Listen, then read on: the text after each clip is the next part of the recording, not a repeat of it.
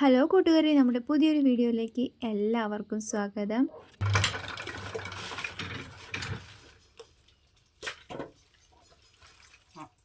ഇന്നലെ റബ്ബർ പാൽ എടുത്തതിൽ കുറച്ച് പാൽ ഒഴിക്കാൻ കിട്ടിയിട്ടുണ്ടായിരുന്നു. അപ്പോൾ അത് ഇന്നലെ ഉറയൊക്കെ ഒഴിച്ചിരുന്നു. 2 ഷീറ്റിനെ ഉണ്ടായിരുന്നുള്ളൂ കേട്ടോ.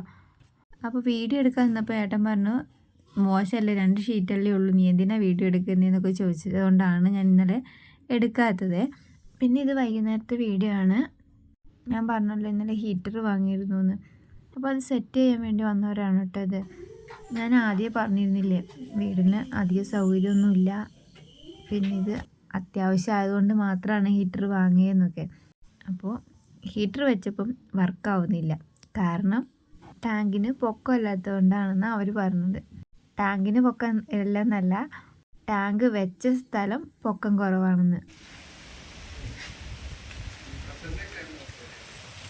അങ്ങനെ ഒരു 10-11 മണി വരെ ഇവിടെ ഉണ്ടായിരുന്നേ.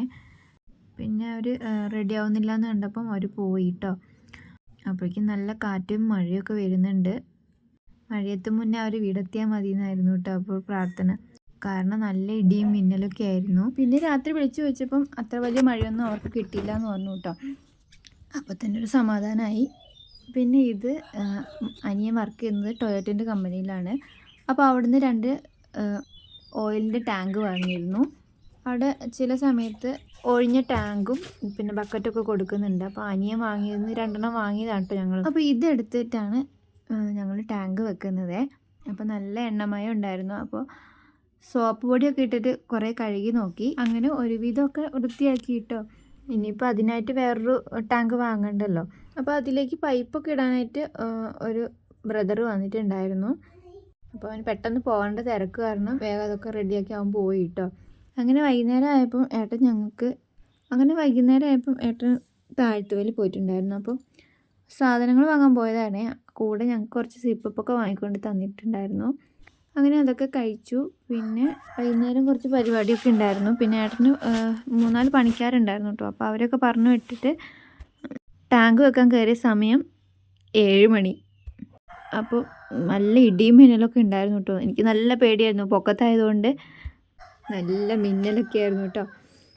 ഞാൻ ഏട്ടനോട് പറഞ്ഞു, ഏട്ടാ പോവാന്നൊക്കെ. ഏട്ടനവിടെ കേൾക്കാനാ. ഏട്ടനൊരു പരിപാടി തുടങ്ങി അത് തീർക്കാണ്ട് ഏട്ടൻ വരില്ല. ഇത് രാവിലത്തെ വീഡിയോ ആണ് കേട്ടോ.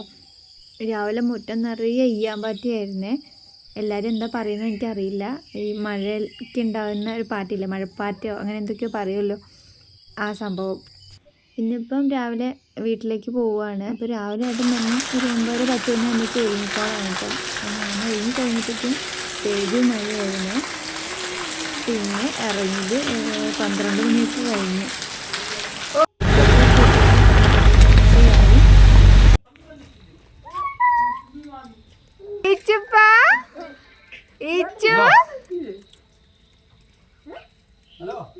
ഇന്ന് ഞാനൊരു സ്പെഷ്യൽ ഐറ്റം ഉണ്ടാക്കി തരാം. എല്ലാവർക്കും അറിയുന്നതായിരിക്കും, എന്നാലും ഒരു ചുമ്മാ ഒരു രസമല്ലേ. അമ്മേൻ്റെ ദോശമാവ് കിട്ടിയാൽ പിന്നെ ഞാനത് വട്ടയപ്പം ഉണ്ടാക്കാണ്ട് വിടില്ല. അപ്പം ഞാൻ ഉണ്ടാക്കുന്നത് എങ്ങനെയാണെന്ന് പറഞ്ഞുതരാം. 1 കപ്പ് ദോശമാവ് എടുത്തേ. അതിൽ നിന്ന് 2 സ്പൂൺ മാവ് എടുത്തിട്ട് അതിലേക്ക് 1/4 ഗ്ലാസ് വെള്ളം ഒഴിച്ചിട്ട് കപ്പി കാച്ചി.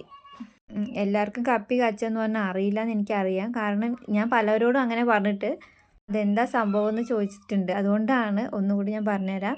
ഇതൊന്ന് തിളപ്പിച്ച് കുറുക്കിയെടുക്കുന്നതിനാണ് കപ്പി കാച്ചുക എന്ന് പറയുന്നത്. എനിക്ക് വലിയ രീതിയിലൊന്നും പറഞ്ഞുതരാൻ അറിയില്ല, അറിയുന്ന പോലെ പറഞ്ഞുതരാം കേട്ടോ. അപ്പോൾ ചെറിയ തീയിൽ വേണം ഇങ്ങനെ ചെയ്യാനേ, ഇല്ലെങ്കിൽ പെട്ടെന്ന് അങ്ങ് കട്ട കിട്ടിപ്പോവും. ഇനി കട്ട പിടിച്ചു വിചാരിച്ചിട്ടും അതിനും പേടിക്കണ്ട, ഇത് അരയ്ക്കാനുള്ളതാണ്.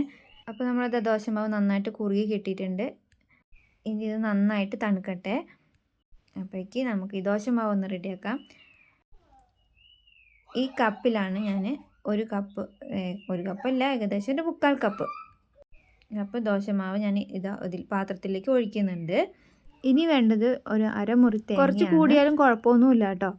ഇനി വേണ്ടത് 1/4 ടീസ്പൂൺ ജീരകവും 5-6 സ്പൂൺ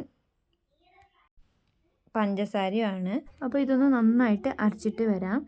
അപ്പോൾ തേങ്ങയൊക്കെ നന്നായിട്ട് അരച്ച് നമ്മൾ നേരത്തെ എടുത്ത് വെച്ച് ദോശമാവിലേക്ക് ഒഴിച്ചു കൊടുത്തു.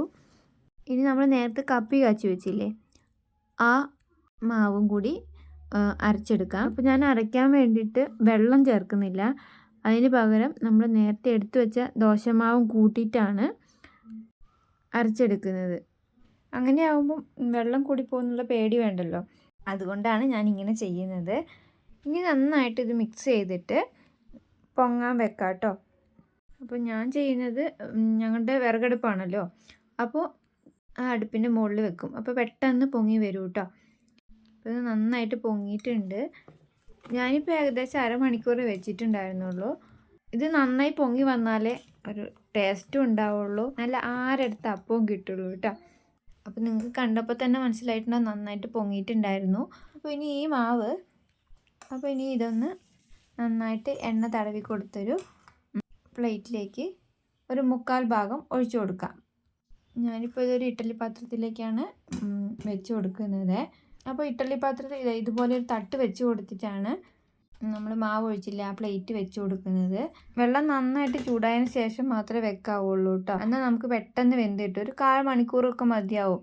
അപ്പോൾ നമ്മുടെ അപ്പം ഇതാ നന്നായിട്ട് പൊങ്ങി വന്നിട്ടുണ്ട്. ഇനി ഇത് നന്നായിട്ട് തണുത്തതിന് ശേഷം മാത്രമേ മുറിക്കാവുള്ളൂ. അപ്പോൾ ഇത് നന്നായിട്ട് തണുത്ത് വന്നിട്ടുണ്ട്. ഇനി നമുക്കിതൊന്ന് മുറിച്ചെടുക്കാം. ഇവിടെ മുറിക്കാനൊന്നും ഇവിടെ സമ്മതിക്കുന്നില്ല. അവർക്ക് ഇപ്പം തന്നെ അപ്പം വേണമെന്ന് പറഞ്ഞിട്ട് മക്കൾ വാശി പിടിക്കുകയാണേ. നമ്മുടെ കുക്കുവിന് ഭയങ്കര ഇഷ്ടമുള്ളൊരു സംഭവമാണ് കേട്ടോ. അങ്ങനെ അവൾ പലഹാരമൊന്നും കഴിക്കാത്ത ആളാണ്. പക്ഷേ ഇത് ഭയങ്കര ഇഷ്ടമാണ്, അവൾ കഴിച്ചോളും. കുക്കുവിന് മാത്രമല്ല തക്കുടൂനും ഇഷ്ടമാണ്. അപ്പോൾ ഈ വീഡിയോ എടുക്കൽ മാത്രമേ ഉള്ളൂ കേട്ടോ. പിന്നെ ഒന്നും സമ്മതിക്കുന്നില്ല. 3 കൂടിയിട്ട് അപ്പം വേണമെന്ന് പറഞ്ഞ് വാശിയാണ് കേട്ടോ. അപ്പോൾ അത് ഇവർക്ക് മുറിച്ച് കൊടുക്കട്ടെ. അപ്പോൾ ഇന്നത്തെ വീഡിയോ ഇഷ്ടപ്പെടുകയാണെങ്കിൽ ലൈക്ക് ചെയ്യാനും കമൻറ്റ് ചെയ്യാനും സബ്സ്ക്രൈബ് ചെയ്യാനൊന്നും മറന്നു പോകരുത്. Thank you.